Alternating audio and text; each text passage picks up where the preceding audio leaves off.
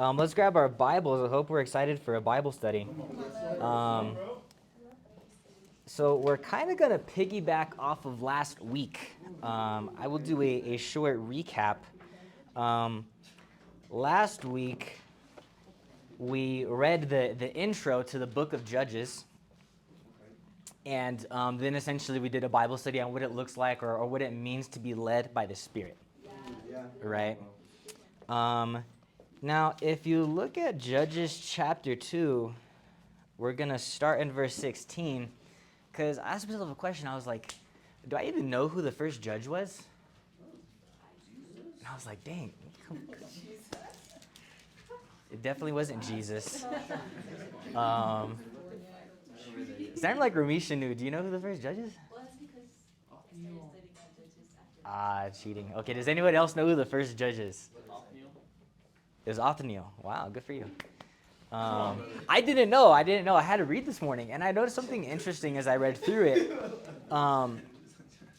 Because essentially the point of what we got at last week, we kind of even derived it from even verse 16 here, and that's what we're gonna use to jump into our Bible study today.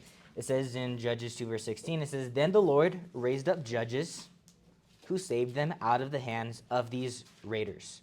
Right? And in your Bibles, there's probably a footnote next to that word judge or judges, and mine is just a little baby letter B.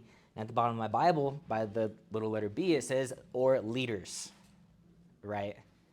Which is funny because that was what we concluded with our Bible study last week, was being led by the Spirit, being a man or a woman led by the Spirit, is God is trying to raise you up into being a leader, is what all of those passages concluded to, right? And we paralleled how the Judges period looks a lot like modern Christianity, right? Whereas the last sentence of the last chapter, or the last verse of the last chapter book of Judges, it goes like this. It says, "In those days, Israel had no king, and everyone did as they saw fit," right?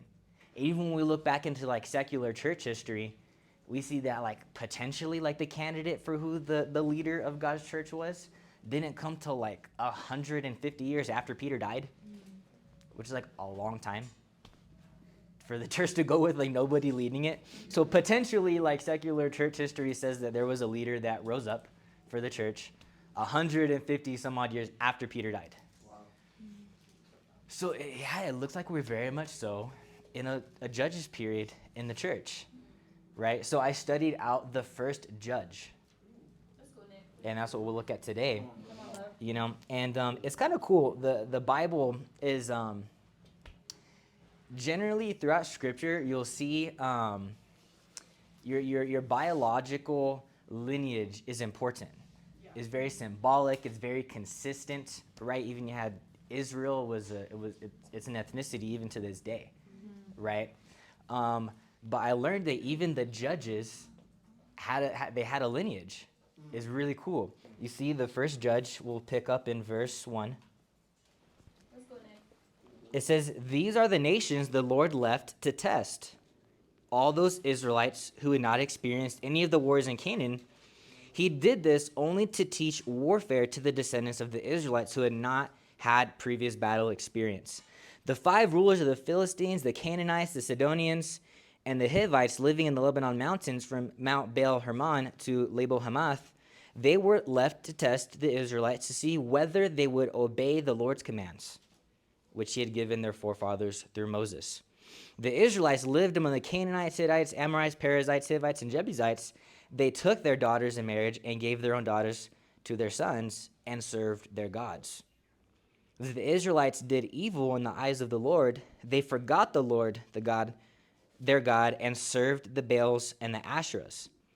The anger of the Lord burned against Israel so that he sold them into the hands of the king of Aram, to whom the Israelites were subject for 8 years. But when they cried out to the Lord, he raised up for them a deliverer, Othniel, son of Kenaz, Caleb's younger brother, who saved them. The Spirit of the Lord came upon him so that he became Israel's judge or leader and went to war. The Lord gave the king of Aram into the hands of Othniel, who overpowered him, So the land had peace for 40 years until Othniel, son of Kenaz, died. So Othniel, the first judge, the first leader of this really dark period of Israel, it says that he was the younger brother of Caleb. Does anyone know who Caleb is? You have to. One of the guys who went to the gave a favorable report. Caleb, yes, he was one of the guys that went into the promised land. There was like 2 point something million of those guys, though, that went into the promised land. But he was one of the guys. He went into the promised land. He was one of the spies that gave a faithful report. But Caleb, there's much more to Caleb than just that even, which is really cool. And that's what we're going to look at in Numbers 13. Who is Caleb? Numbers 13.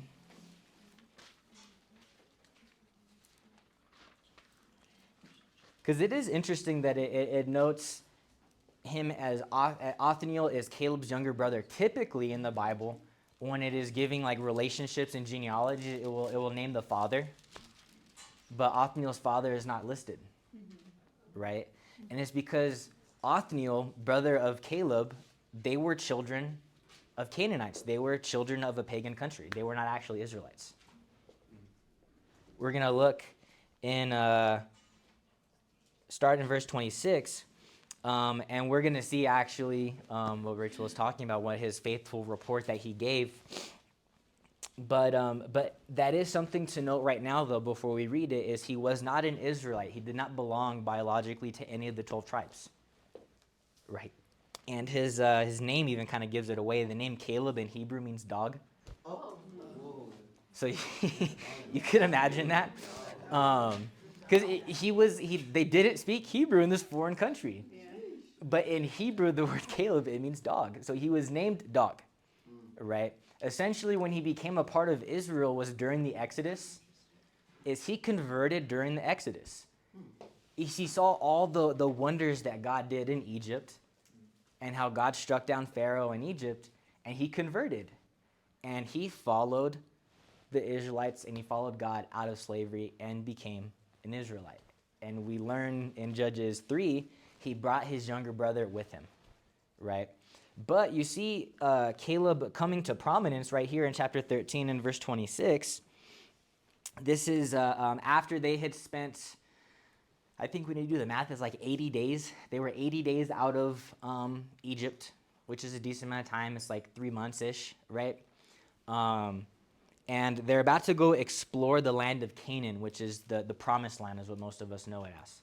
So they're about to go explore the promised land, and Caleb, I don't know if it was like the short stick that he drew, but he gets to go spy out the land. You know, I don't imagine that being like the safest job. You know what I mean? But he gets to go spy out the land in Canaan, and this is the report that comes back from them spying out the promised land.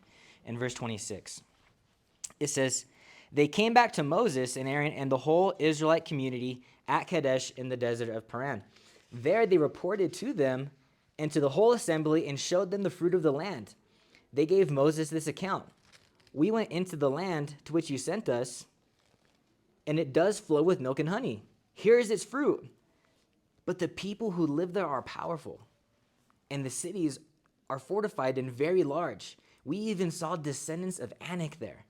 The Amalekites live in the Negev, and the Hittites and the Jebusites and the Amorites live in the hill country. And the Canaanites live near the sea along the Jordan." Then Caleb silenced the people before Moses and said, "We should go up and take possession of the land, for we can certainly do it." But the men who had gone up with him said, "We can't attack those people. They're stronger than we are." They spread among the Israelites a bad report about the land that they had explored. They said, "The land we explored devours those living in it. All the people we saw there are of great size. We saw the Nephilim there, the descendants of Anak who come from the Nephilim. We seemed like grasshoppers in our own eyes, and we looked the same to them." So we see the instance that Rachel was just talking about is them spying out the land. And Caleb gives one of the faithful reports of all of the spies, right? And you see Caleb, and up to this point, they've only been in the desert 80 days, some change. I mean, maybe they spent, it sounds like a bit of time exploring the land of Canaan. They went from the sea to all over the place and created some sort of map understanding where all of the different lands were. But this random guy who they hadn't known for more than 3 months, his name is Dog.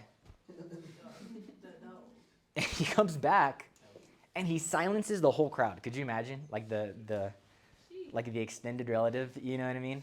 Like comes in and goes, "Hey guys, be quiet." Like we can certainly do it. So what we're learning here, and I forgot to tell us that the lesson title is the test of leadership. Because that's what it said in Judges chapter 3 was God left all of these hurdles, all of these peoples in the land of Canaan to test Israel to see whether or not they would actually obey God.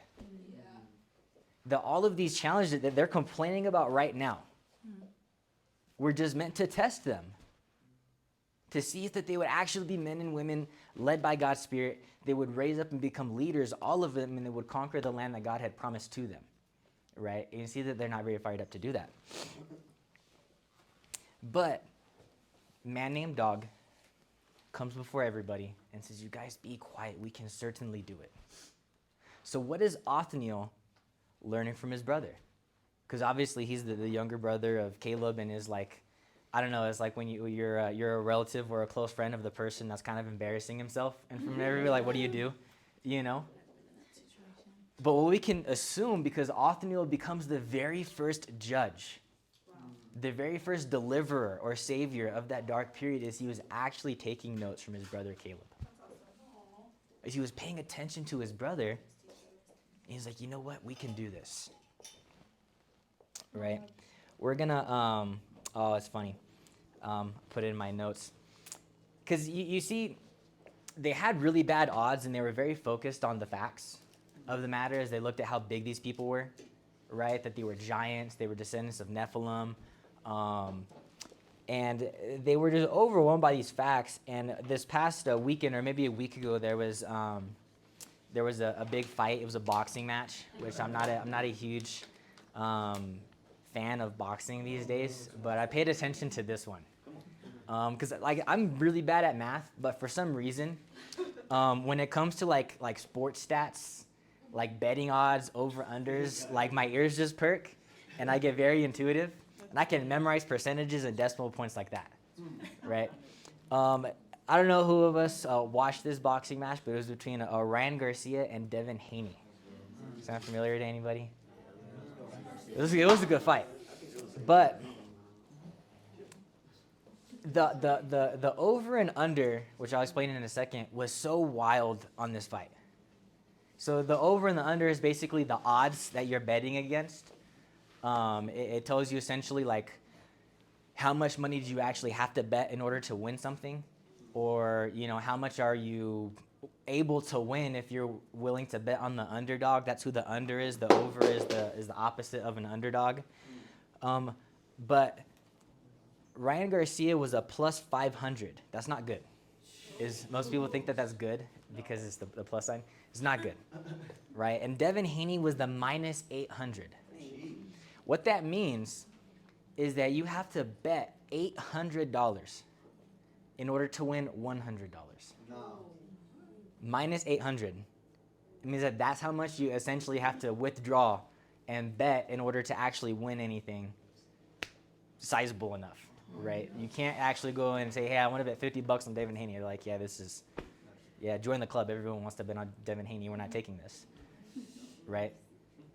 But what happened was Ryan Garcia, he bet $2 million on himself when he saw how bad the odds are for him to win. He saw how terrible his chances of winning this fight was, and he took out $2 million and bet on himself. I don't necessarily agree with like Ryan Garcia's lifestyle or his theology or philosophy on God, but like I was reading the book, I was like, dude, this is like a godly character right here. You know what I mean? Is this guy saw the bad odds and just chose to bet on himself,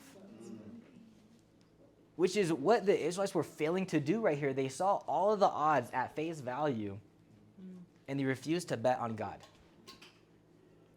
That this land was promised to them by God, therefore they could do it. They just saw the overwhelming odds against them, and they refused. So it's really wild. I'll demonstrate to you guys my sports math. For efficiency, I wrote down my equations. So plus 500 on $2 million, right? So essentially what you have to do is you have to divide that. You have to divide 2 million by 500, right? You'll get 20,000.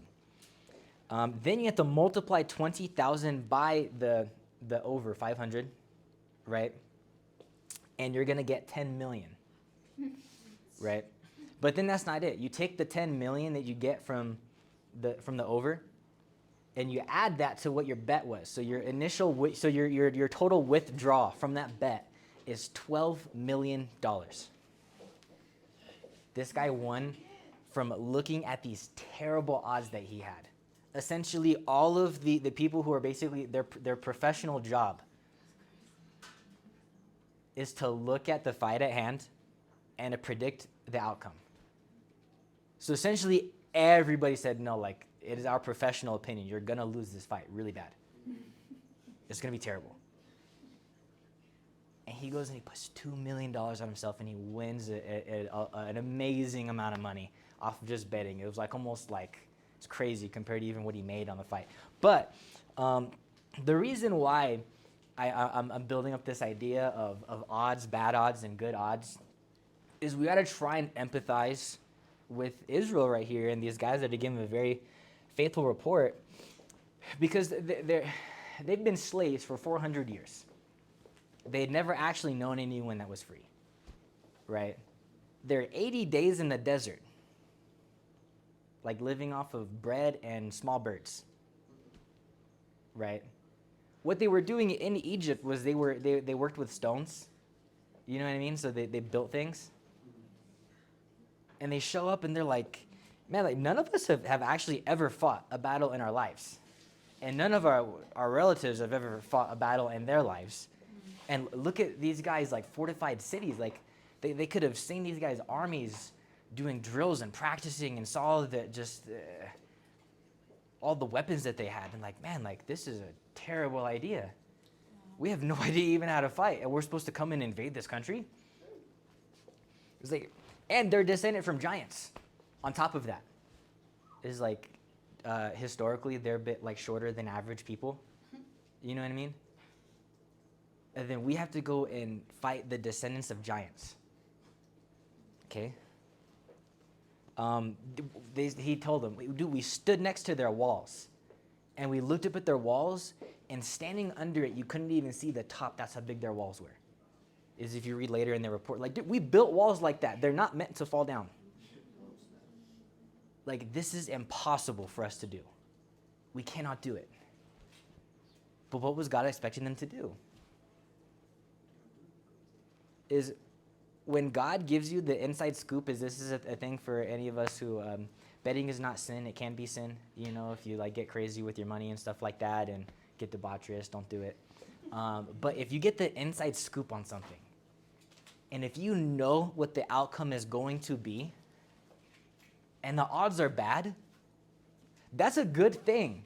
For anyone who knows anything about betting, if you get the inside scoop on something, and you realize, man, the odds are terrible, but like, you know what's gonna happen? It's like, dude, sell the house, right? You sell the house. This is what you do. You sell the house, and you put all of it, everything, on God. And the crazy thing was they didn't even have a house. They actually didn't have anything. They already had nothing. They were coming out of slavery, and God was telling them, hey, I want to make you into a nation. There is land over there that I promised to you. It's flowing with milk and honey. It's amazing. It's great. It's perfect for you. You just have to go and take it. But I'm going to give it to you. So, like, don't worry about it. Don't trip when you get there. He, like, tried to prepare them as much as possible. And still, all they could see were all the odds stacked against them. And it's going to be the same thing in life for us. It's really interesting. Because this is just a principle that all Christians should know. if you should do something, you can do it. If you should do it, you can. Because too many times, and you'll experience this, and you'll maybe even remember experiencing things like this after I say it, is you know exactly what you should do, but then you spend like an obnoxious amount of time, like, can I really do it though? Like a bunch of like deliberating and like, man, is it possible though? I know I should do it. I know this is what I should do. Can I though? And this is exactly what they were going through in a much crazier way than, Lord willing, any of us will ever experience. They have to go and fight giants, right? That would suck. I'm like, I love fighting. I'm a fanatic. My whole life, that was my sport that I did. I still, like, a giant, I'm cool. You know what I mean? AJ size, still too big for me. I'm not interested. You know what I mean? I don't like my odds right there, right? But like legit, like giants, like ancient time giants, they had to go fight. God obviously expected them to do what they knew they should do. But oftentimes we'll approach times in our lives, we'll get confronted with a really difficult, it's funny, we make it into a decision. Even though we know exactly what we should decide to do, we're like, man, can I do it? Can it be done? It's like, will I actually be successful if I do this? Will this like hurt my life? Will I fail at it? Will it go well, or will this just like come back to like bite me in the end? Like, make it very simple. If you should do it, you can. God doesn't give us impossible tasks. He doesn't do stuff like that. It's like the whole like philosophy question about like whether God exists or not is like, can God make a rock too big for himself to move? And it's like, that will make you think in circles for like an hour. Can God do it? God could technically do anything. Yeah. So can he make something too big for himself to move? And it like just like frustrates the original assumption of God, right? It's like the correct answer is like, that's a dumb question. That's the correct answer. Dumb question. There is nothing that God will ask you to do that's impossible. There's no lifestyle that God will call you to live that's impossible. There's no test that's impossible to pass. Yeah. Because he left all those countries there to test them, to see whether or not they would obey him. Yeah. So whenever you start to, it's funny because we're going to get into like finals for school. I hated finals. Oh my gosh. Hated it, especially my last year, man. I was doing my ICCM finals on top of all my research classes. It was like, history was a really convenient major up until the end, because then it's just writing on writing on writing and reading on reading on reading and researching on researching on researching, and I'm like, I don't know how to do any of this, man. I probably should have learned this stuff my sophomore year when they were trying to teach me how to research, you know what I mean? So I hate finals. But it's funny that culture of testing has even infiltrated our own man-made systems, is we know how important testing is. It shows us whether or not people are qualified to do really important things. Like, who here would want like an untested medical doctor to perform a procedure on you? For the free. Stop it. Right? It's like you're going on trial and your life is on the line, and you want an untested lawyer defending you. Testing is incredibly important. We need testing. We need it in all areas of our life, but then when it comes to like our relationship with God, it's like, God, come on, man. Like, testing? Like, you know me, dude. You know me. It's me. You know what I mean? It's me. Like, I'm good for it. I promise you, God. No, it doesn't work like that. It's testing.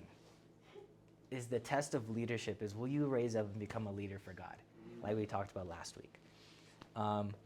We'll keep going. If we'll go over to Joshua 14, we're going to look at Caleb a little bit more. Let's go, Nick. We have some more things that Othniel learned from Caleb.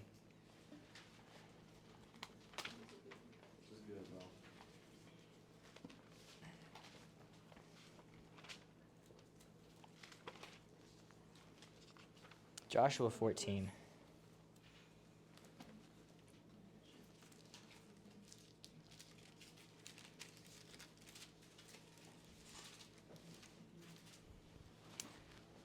So if we were totally studying out Joshua, remember we're sticking on theme with the Judges period, but we would have read through how essentially after that altercation amongst all the spies and Moses happened, God essentially what his ruling was is, okay, for all of you who are afraid to go and take the land that I literally gave you, you guys can just die in the desert.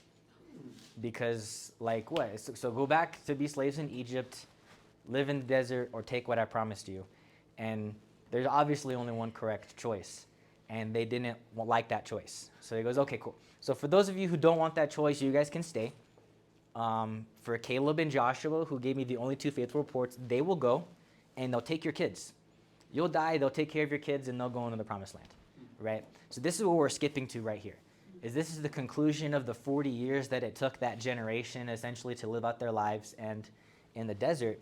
And we pick up here, they're about to enter the promised land, which is really amazing. As there, if you read the heading above chapter 14 is division of the land west of the Jordan. They're dividing up the land before they even go to take it.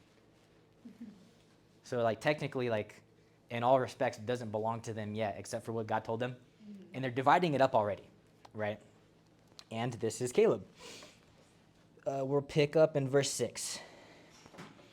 It says, "Now the men of Judah approached Joshua at Gilgal, and Caleb, son of Jephunneh the Kenizzite, said to him, 'You know what the Lord said to Moses, the man of God, at Kadesh Barnea, about you and me.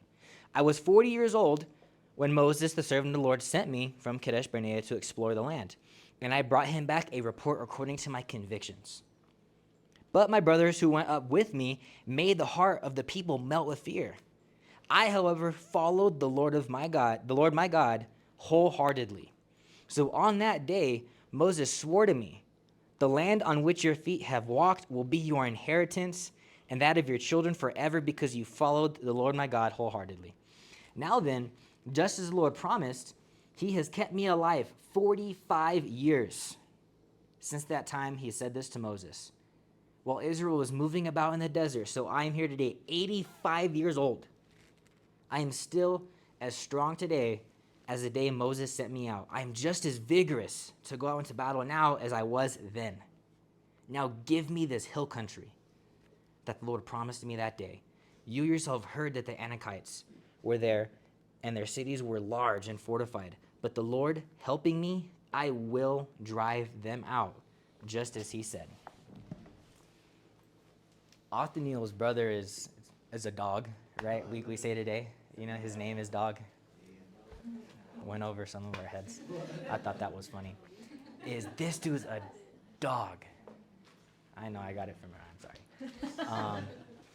But this guy, 45 years later, could you imagine like having to just be patient and sit in a desert walk around a desert for 45 years to wait for what God promised you? Caleb approaches Joshua, who essentially inherited the leadership of Israel from Moses. He goes, "Hey, dude, you were there. It was just you and I. We were there, and you know exactly what Moses promised me. Moses promised me the hill country. I want it right now. I'm 85. I'm just as vigorous. I'm strong. I'm ready to battle. I don't care how old I am. I'm ready to go. Like, you heard the giants are there. I can do it." It's like, is he trying to convince Joshua, you know what I mean? He wants his hill country where the giants live. And he's 85 years old. And that's what he wants. This is obviously, it kind of dates Caleb, this is not the way that we work today. These are not the kind of goals that we set up for ourselves. This is, we live in the land of opportunity. They got the promised land. We got the land of opportunity. Which somehow, some way we interpreted that as like, okay, try and get as much as you can by doing as little as possible. And seriously, that's the definition of success in America today. Right? That's why everyone wants the remote jobs. You know what I mean? Why do we want remote jobs? It's comfortable. Remote, man. It means I can, You know, what was that like social media theme? Is like being on like some island somewhere while you're working from your computer. Which I'm like, yeah, what happened? Yeah, it's amazing. But we want to do as little as possible and get the maximum reward is what we want. Now, like, is it sinful to like have a desire like that? Maybe like not necessarily sinful. But is that the kind of leader that God is trying to make you into? No. Cool. If you get, the remote job that gives you, the six-figure salary, hey, God bless you. You know what I mean? He gave that to you. Good for you. But is that the kind of leader that God wants to make you and I into? Obviously not. Is the procreator of the leaders, the judges, that whole period started with lessons that Othniel learned from Caleb, which is I want the hardest test possible. Give it to me. They're not kids, dude. They're 40 years old. Caleb, like, come on, man. It's like they could do. No. There's giants there. It's the hill country. I'm 85. I could do it. It's not very convincing. I don't know how convincing he thought he was being. It obviously worked because it's a remarkable story. We're going to get back into Judges after this passage, but studying out Caleb on your own time is he went and he conquered it all. And it was actually his relative tribes that halfway conquered their areas. So the people who got the easier tests got the worst score than Caleb did. Because Caleb wanted the difficult test. He wanted it. He knew he could do it. But it's like, man, and I thought about it even more. I was like, dude, I wonder, what would the average body fat percentage look like for an American if we didn't have drive-thrus and microwaves? Wow. It's just we want everything easy and fast. And then repeat that. Yeah. We do that with food, our careers, our school. How many of us use Rate My Professor? I lived off Rate My Professor. Before every semester. You don't have to use it. You can look at the blocks. Okay, what classes is gonna be? Give me the best way of taking on the most load. You could do that, and I understand there's cultural nuances and stuff like that. Rate My Professor is awesome. I love Chick-fil-A as much as anyone else. I probably would have preferred a Wingstop, if I'm being honest. But I love all those things. You Rate My Professor, drive-thrus are great. But it's like, man, just the American system, which, guys, like, all of these nations that we read about in the Bible existed longer than America's. We're still an infant country compared to these nations. Compared to these nations we're reading about right here, we're a baby country. Not in terms of size or population, but in terms of how long we've been here. Yeah. So for us to think that we have the perfect system that's going to help us to be the optimal version of an adult human being, made in America. How many stickers do you see of that anymore? It doesn't exist, guys. It doesn't exist. I'm a patriot. I like America. I don't want to live anywhere else right now. I love Middle America. Middle America, I think, is like real America. So I don't hear what I'm not saying. I'm not saying, hey, we should become like anarchists and hate America. Absolutely not. But we have to like look at these tests of leadership that God's putting in our lives, and failure is not an option. Taking an easy way out is not an option. Just deliberating and questioning whether or not you can do what you should do for like weeks and months on end and years on end. Because days turn to weeks, weeks turn to months, months turn to years. And then your life is, you're halfway done with your life and you're like, man, what happened? Yeah. It's funny, who coined the midlife crisis? America. It doesn't exist in America. We're different. And we need to be godly leaders. That's what the whole point of being a Christian is to imitate Jesus, correct?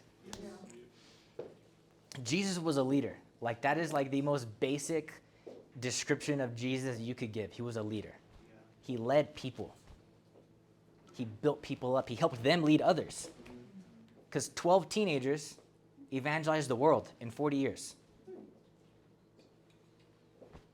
Jesus was a leader who knew how to make leaders. He knew how to inspire people and get people to believe in God, to believe that they could do anything. You know? You have Paul, who, like, Jesus, like, appears to him from just a voice. Doesn't even physically, like, get to walk with Jesus. Here's a voice. And Paul, he has the gall to write scriptures like Philippians 3. I can do all things. With God, I can do anything. I'm sorry, Philippians 4. But I could do anything. That was the people that Jesus trained. Those were the godly leaders that we read about in the Bible. So now, like, we're actually like in a Judges age version of Christianity. We need to become godly leaders. We need to take these tests and we need to pass them. I'm sorry, we're not going to Judges. We're going to go to Revelation 5. We're going to switch gears here, guys, and we're going to turn to thinking about the cross and as we take communion here.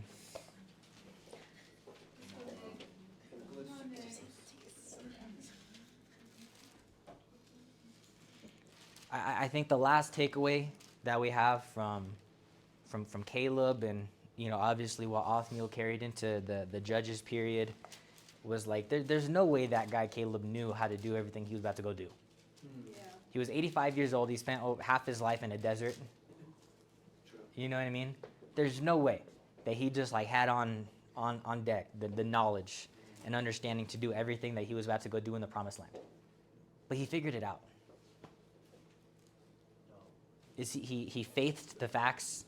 There's facing facts and allowing that to steal your faith from you. But then there's faithing the facts. Is looking at the facts in front of you with faith. Hey, man, we'll figure it out. But I'm gonna do what I know I should do, right? So he figured it out. So let us figure it out, all right? When we get to these tests. But Revelation 5, we'll start in verse 1. It says, "Then I saw that in the right hand of him who sat on the throne, a scroll with writing on both sides, and sealed with 7 seals. And I saw a mighty angel proclaiming in a loud voice, 'Who is worthy to break the seals and open the scroll?' But no one in heaven or on earth or under the earth could open the scroll or even look inside it. I wept and wept because no one was found who was worthy to open the scroll or look inside. Then one of the elders said to me, 'Do not weep. You see, the Lion of the tribe of Judah, the Root of David, has triumphed. He is able to open the scroll and its 7 seals.' Then I saw a lamb, looking as if it had been slain, standing in the center of the throne, encircled by the 4 living creatures and the elders.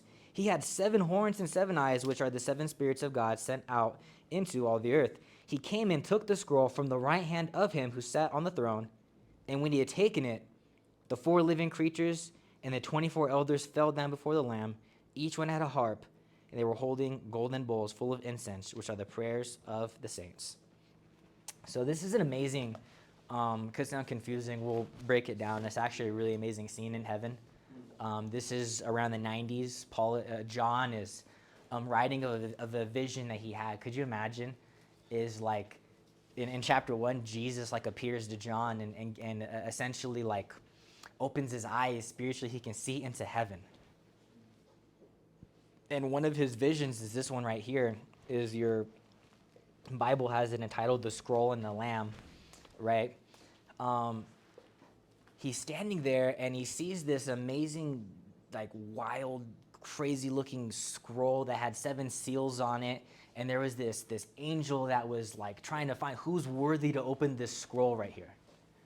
And they saw that no one in heaven, on earth, or under it was worthy to open this scroll. And John, which is weird, he doesn't even know what's in the scroll. He's weeping. He's like, man, like we're not going to know what's inside this scroll.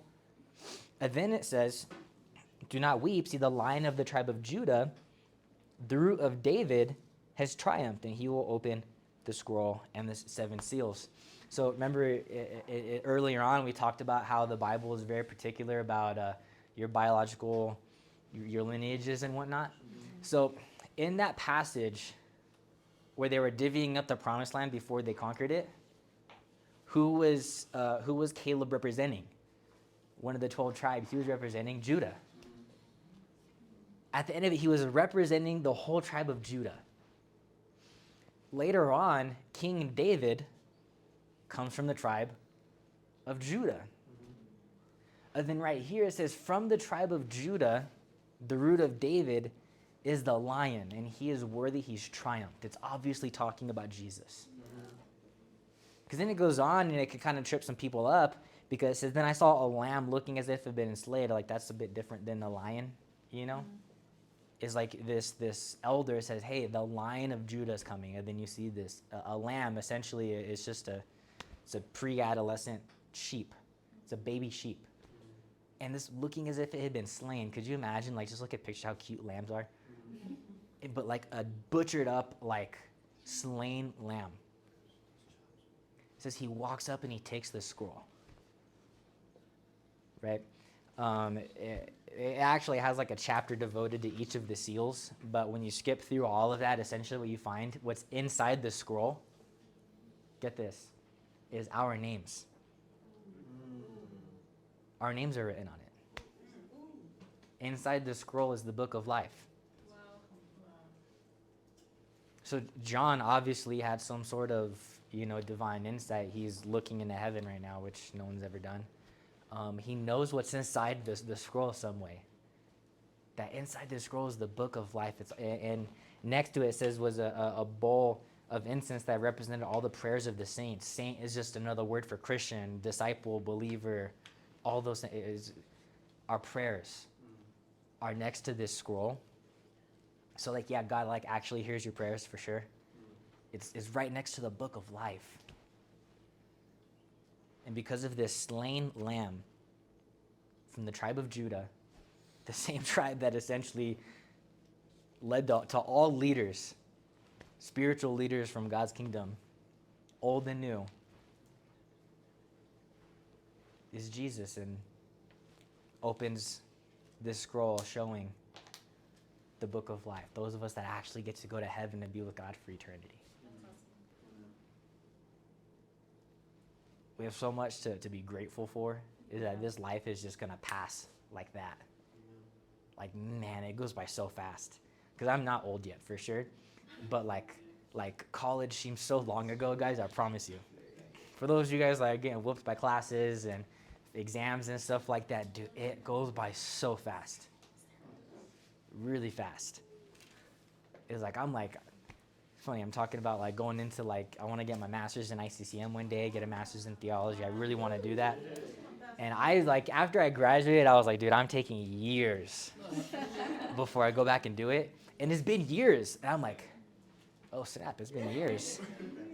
It's been years, and I'm like excited to do it. I'm like, man, that would be amazing. So life, it goes by so fast. It goes by way too fast for us to deliberate and think and question of whether or not we can do things that we should do. So AKA things that we know we can do. Because if God tells you you should do it, he's not really saying should. He's like, you must. So people like to draw lines in the Bible of like what are things that God says to do that you have to do, and what are things that God says to do that you don't totally have to do. Like, hey, if you want to like study that out and get back to me, I'm not going to waste my time. Not going to waste my time looking throughout the Bible so that I can tell you what you don't have to obey. Like, no, that's not how it works. That's not the way that you pass the test. That's not the way that you get raised up to become the leader for God that God knows you can be, that you should be, that you need to be. There's a scroll that has all of our names written. It has all the names written of the people that you're going to impact.